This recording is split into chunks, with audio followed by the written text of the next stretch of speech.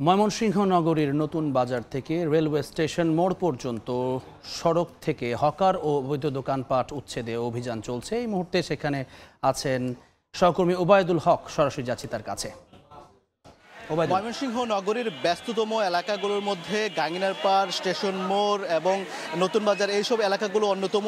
এই এলাকাগুলোতে ভ্রাম্যমান হকার বা ভাসমান হকার এবং অবৈধ দোকানপাটের কারণে কিন্তু এখানে ব্যাপক যানজটের সৃষ্টি হয়। এই বিষয়টি পরিলক্ষিত করে কিন্তু এই জেলা প্রশাসন সহ সিটি কর্পোরেশন এবং মূলত বিভিন্ন বাহিনীর সমন্বয়ে টাস্ক ফোর্স অভিযান পরিচালিত হচ্ছে। এই মুহূর্তে আমরা আছি স্টেশন রোডের গাঙ্গিনার পাড় এলাকায় এবং এখানে কিন্তু টাস্ক ফোর্সের যে অভিযান, এখানে জেলা প্রশাসনের নির্বাহী ম্যাজিস্ট্রেট রয়েছেন, সিটি কর্পোরেশনের নির্বাহী ম্যাজিস্ট্রেট রয়েছেন, সেনাবাহিনীর কর্মকর্তা রয়েছেন, এরপরে র্যাব, পুলিশ এবং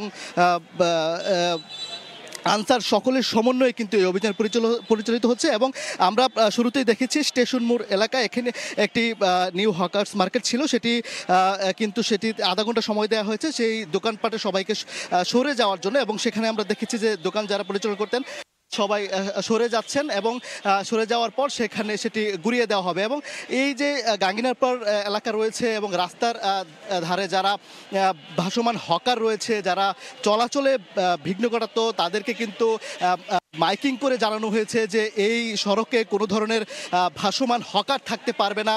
এবং গতকালকে মাইকিং করার পর আজকে বেলা 11:30টার দিকে কিন্তু এই অভিযান, এই টাস্কফোর্স অভিযান শুরু হয়েছে। এবং স্টেশন মোড় থেকে কিন্তু ইতিমধ্যে গাঙ্গিনাপার মোড়ের দিকে এই অভিযানটি কিন্তু চলছে। এবং তারা এখানে শুধু ভাসমান যে হকার শুধু তাই নয়, যেসব দোকানপাট এই দোকানের জায়গা ছাড়িয়ে ফুটপাতে তাদের দোকান পরিচালনা করছে সেই সব দোকানগুলোকেও কিন্তু জরিমানার আওতায় আনা হচ্ছে। এবং যেসব হকারদের তারা পাচ্ছেন তাদেরকে তাদের মালামাল কিন্তু তারা নিয়ে যাচ্ছেন, এমনটি আমরা দেখতে পেয়েছি। এবং এই অভিযানকে কিন্তু সাধারণ মানুষ সাধুবাদ জানিয়েছে এবং তারা বলছে যে এই অভিযান যেন আগামীতে তদারকি করা হয়, এই ভাসমান হকাররা যাতে আর এখানে না বসতে পারে সেটি যেন তদারকি করা হয়, এমনটি সাধারণ মানুষ প্রত্যাশা করেছেন।